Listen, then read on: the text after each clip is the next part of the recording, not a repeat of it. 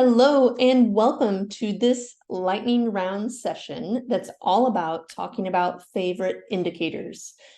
Today, I'm going to be talking about how I use Fibonacci retracements and extensions to define my entries and exits with many different strategies, honestly. I'm Valerie Fox, and I am the host of the Trade Focused podcast with Valerie Fox. I'm also the author of the Self-Reliant Trader Method book. I've been trading for over 12 years, and I've been coaching and mentoring traders, for nearly 5 years now. So I really love helping traders shorten their learning curve, accelerate their success in their trading journey.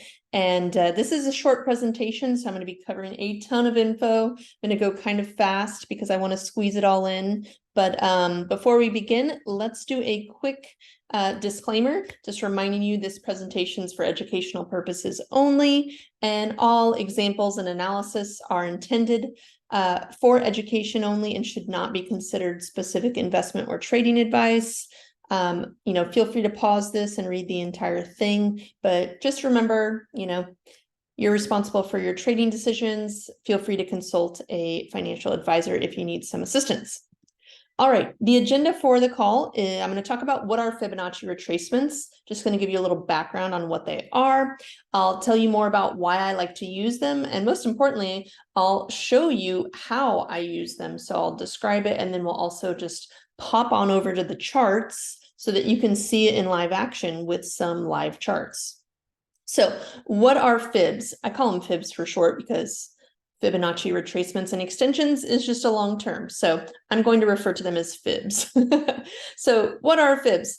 They're basically a way when you're in a charting platform, like a candlestick chart or a line chart. So a way for you, it's a tool you can use to connect 2 points that are relevant from your perspective. And again, I'll show you on the charts what I mean by that.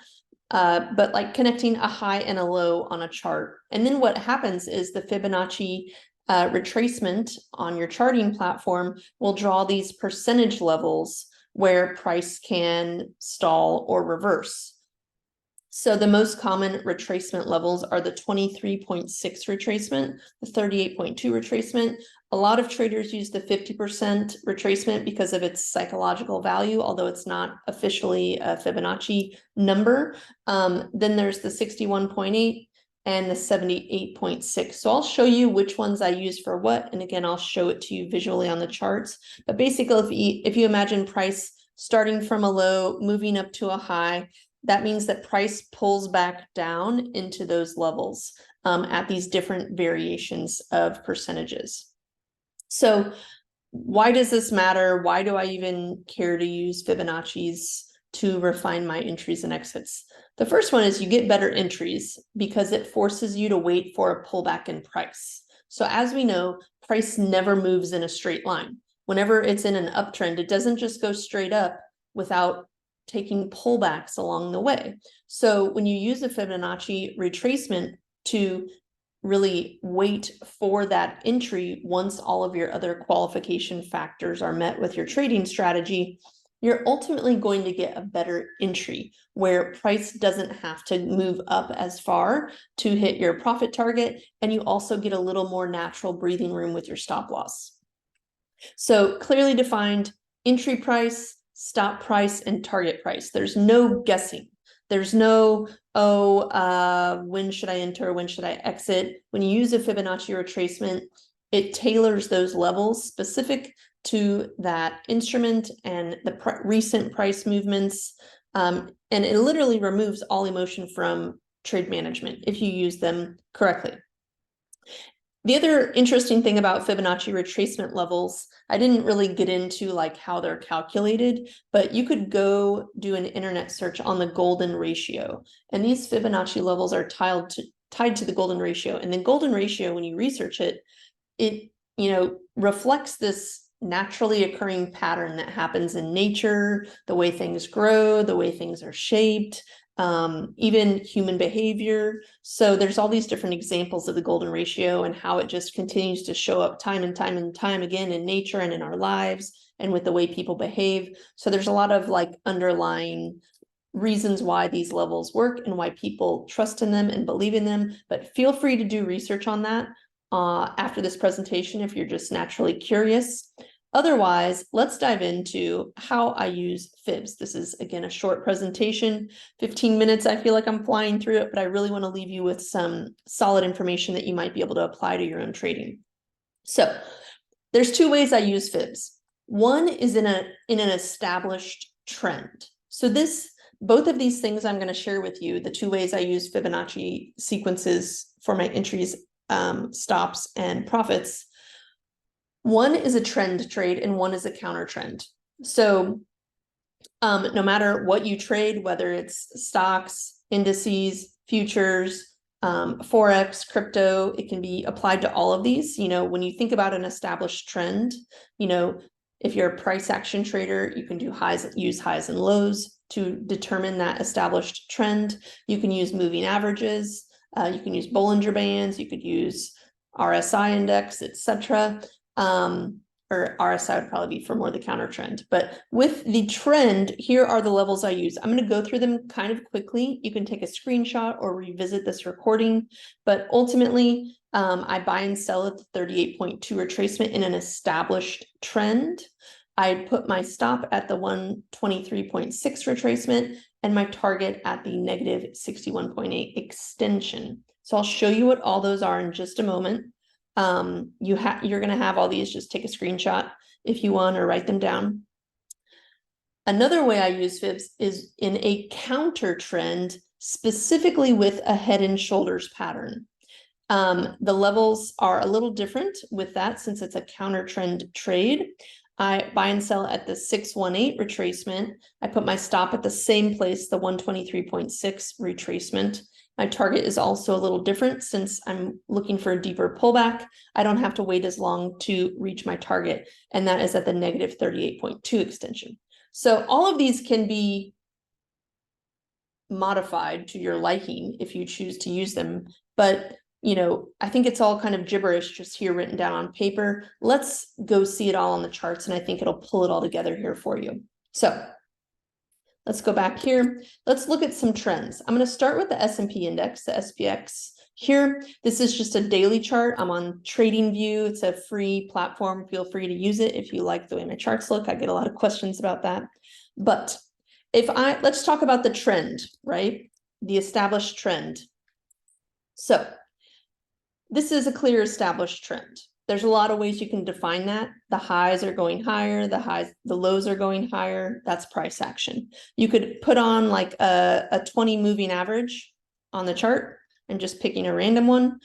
You can use whatever moving averages or exponential moving averages or smooth moving averages you want, but I'm just trying to illustrate this in a quick way that you need to have a way of establishing the trend. Okay, so with just a simple moving average here, when price is operating above it, it's in an uptrend. When price is below it, it's in a downtrend. You could also, so here we're in an uptrend. This is a little mixed, but then we're in a clear uptrend again. So the cool thing is, so price is going up, moving above it. You could draw a Fibonacci from the low of that move to the high. And I have a couple different levels here. Let me just zoom this in a little bit so you might be able to see it better.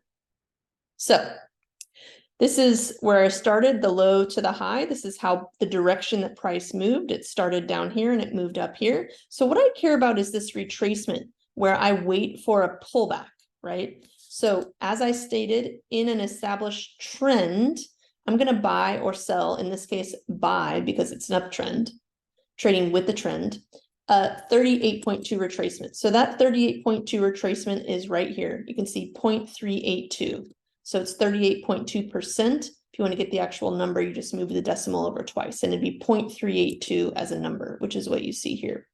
So the pullback, the entry to buy would have been here. Here's the starting point, and here's where the stop loss would be, the 1.26. So basically price went from here to here, and what it's saying is it retraced. Here's the 100% mark, and here's the 123.6. What I'm saying is I want to put my stop below the retracement, because a lot of times it'll come back and test this level that it was at before continuing. as it did in this case. So you want to give a little breathing room. So that's why I do the 123.6 retracement for a stop.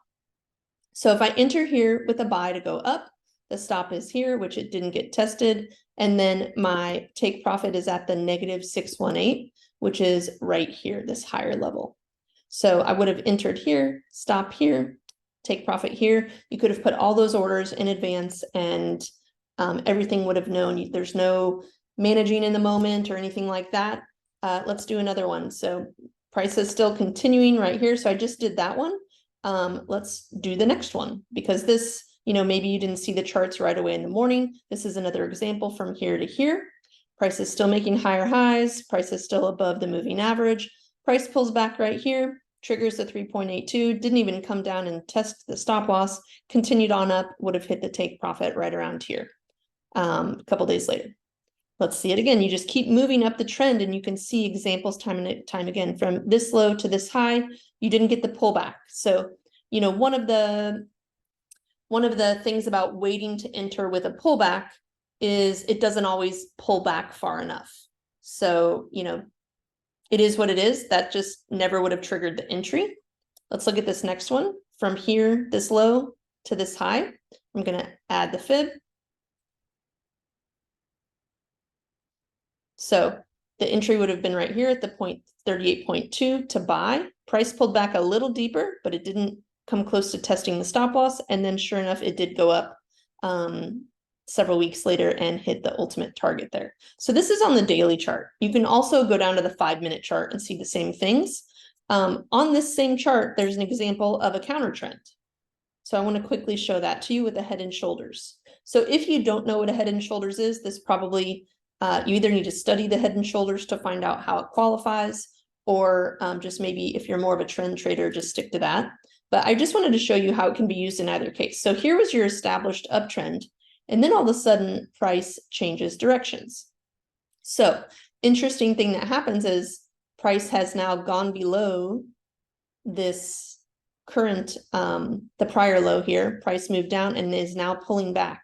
And not ironically, it pulled back. In the counter trend, you want to pull back to the 618. And sure enough, price pulled back here. You can see 0.618. So in the counter trend, we're not using the 382, we're using the 618 for our entry. It's pulled back. This would be an active trade if I was trading this way on the S&P index on the daily chart right now. This would be an active trade. The stop, we'll just move this, would be up here at the 123, which is the price of 46.71. So if price were to come up here and breach this, we've lost our edge and you'd want to get out of it. And you could do an exact price there for your stop. And then the target on this one is closer. So since we're looking for a deeper retracement, since it's a counter trend trade, we want to get a better entry in case it goes against us, then our take profit can be the closer level, the 382 instead of the 618. So, oops. That's why since the entry is different, the targets can also be different. And the fact in the counter trend that your distance between your entry and your stop loss is smaller, that means you can do a little bit larger position size if you do your position sizing based on your stop loss. And some of this might be over your head if I'm just trying to squeeze in tons of little tidbits that might be helpful for you. The intention is not to teach you an entire strategy, but just to show you how you might be able to use Fibonacci's to refine your entries and exits for trades, because that's something I hear from a lot of traders they really struggle with. So this is just one chart on the daily chart for the SPX. Let's go to another one. Let's go to the Dow Jones. These move kind of similarly, but I just wanted to show you can see the same thing. So right here, price moves above the 20 moving average. We draw a Fibonacci from the prior swing low to the swing high. And sure enough, I don't know if that would have actually triggered. It was pretty darn close. So that one may or may not have triggered depending upon if you gave a little buffer. But sure enough, it went up to the target here, like magic. It really seems like magic, but it's just human nature and the golden rule there. So let's do the next one. Price is still above. It moves up here. Let's see what that swing would have done if there would have been an entry. So price moves up to this high. Obviously, you don't know that all this has happened. Sure enough, yep, it triggers it. it pulls back, never getting close to the stop, and then eventually does hit your take profit. So whether you would have entered on this swing right here, entering here to buy at the 382 with a trend trade, or you maybe would have seen this one a couple days later that's set up, another swing low to swing high, price pulls back here. In this one, it came close to the stop loss. So depending upon the spread at that time, you may have gotten stopped out entering on that one, or otherwise you would have hit your take profit. So, again, trading is all about probabilities. You're never going to win 100% of the trades. So there will be losing trades in all of this. Nothing's guaranteed with trading ever. In this one, price is kind of below it, but then price goes above it again. So you could draw your Fibonacci there for an uptrend. Price pulls back, triggers your buy there. It pulls back deeper, but doesn't test your stop loss, and then again goes up to the profit. So if you just look for a trend, however you like to see a trend, whether it's, we can do 2 moving averages. So whenever, the smaller moving average moves above, this would be an uptrend. Again, that same one would have triggered there. And then likewise, the counter trend. So price is moving up, up, up.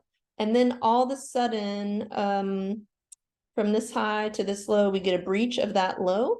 So you could do, you have a head and shoulders there on the daily chart right here.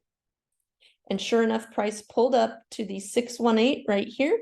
Your stop would have been way up here at this price, which it never even came close to. So price triggered the sell here in this case because it's a counter trend. The trend was up, it's rotating back down. Sell here, profit target here. Let's go to another one. Let's go to Apple. So I just looked at some indices. This is still holds true on candlestick charts for stocks too. So clear uptrend right here on the daily. Highs are getting higher, lows are getting higher. Again, maybe you want to use Bollinger Bands to identify the trend more objectively. All of these are wide and moving higher. I kind of like price action trading personally, but let's see here, this swing, this low to this high, let's add a Fibonacci and see if it pulled back to the 38.2. Sure enough, price moved up, then it moved down, would have triggered the buy here. The stop that I like to use again is way down here, which it never even came close. And sure enough, price came up and almost went exactly to this 618. So these numbers you'll see over and over and over again. Let's look at another component. So in an uptrend, you just get multiple entries. So let's see, from this low to this high. Yep, boom, right there would have triggered the buy. If you had a pending order to buy, when you get this high, you can add your pending order to buy here. So you don't even have to be at your computer. Price pulls down a couple days later, triggers the buy, and sure enough, goes up there. So even when you miss things on a trend, you still have plenty of opportunities to get back in. We're in an uptrend, and then sure enough, price breaks below this prior low right here, has gone down. So this is a counter trend. Let's see, we have a head and shoulders, and sure enough, right now, price has pulled up to the 618 here on Apple. So if this holds, we would expect it with the head and shoulders pattern to reverse potentially here. Nothing's guaranteed, so we have our stop up here in case it goes against us, and our profit target down here at the 38.2. You can always stretch for larger ones or, do different ways of, I'm just doing a super basic way of using this. That's a high probability. It also works on futures, commodities tradings. Again, this is the daily chart. We have a low here to a high here. In an uptrend, you could add a moving average if you wanted to validate that. So price moves above the moving average, signaling an uptrend. You add a Fibonacci. That one didn't quite pull back, so that wouldn't have triggered you. Let's go up to the next level. Let's see this one here, and I'll move my low there. So on this uptrend here, you're still above the moving average. Price pulls back to the 382. Doesn't hit the profit target yet, but it would still be in progress unless you've locked in some profit along the way or even tightened your stop loss where, you get a free look at the trade. I also want to show you can go down, you can Forex, obviously I'm a Forex trader, it's very applicable there, but you can go down to the 5-minute chart and see the same patterns. The 5 minutes a little choppier, but like if we just go back up to the, let's see, the SPX, let me reset the chart view here to zoomed in. The lower time frames you go to, the choppier it can get. But even here, you see clear downtrend here, lower lows, lower highs. So going the opposite direction with the trend. Price was going down from here to here, pulled back to the 38, pulled a little deeper, but ultimately is headed towards profit. Would still be a trade in progress on the 5 minute chart. You know, the 5 minute action happens a lot faster. I know some of you like to trade like when the market opens. Trying to slide here, it's not letting me. But even here, like look at this one. This is on a 5 minute chart, so it happens so fast. Price pulled back up to the 38.2 because we're in a downtrend here on the 5 minute chart. And sure enough, eventually, you know, would have hit the 618 way over here. So, you know, that was about 4 hours and 35 minutes on that specific trade. You would have hit your ultimate profit, never even really coming close to your stop loss, which was up here. So I have no idea how long I've been on this presentation. My limit was 15 minutes. I may have gone over, but just know you can revisit this slide, establish trends using highs or lows, using a moving average or multiple moving averages, Bollinger Bands, however you like to see an established trend. You can then use Fibonacci retracements to determine your buy and sell price, waiting for a pullback, your stop and your target price. You can also use the same concepts in counter trend trading with a head and shoulders pattern, if that's something you're familiar with. And maybe that has to be at a key level of support and resistance, or maybe you see a certain reversal candlestick and then you go down a time frame and you look for a head and shoulders. Whatever that looks like for your style of trading, if you trade with head and shoulders, you can use this. Also, sometimes MACD divergence is very similar to head and shoulders as well. So if you trade MACD divergence, you can use it as well. But buying and selling at the 618, stop at the 1236, and target at the negative 38.2. So, you know, my challenge for you, you know, again, we covered what are fibs, why I use them and how I use them, but really go look for examples of fibs on your charts with how you trade. Go look at different instruments, look at current setups right now, rewind in time a little bit and see if this is something you can easily see and get practice drawing. It takes a little bit of practice, but ultimately see if using fibs for your entries, stops, or targets could be valuable.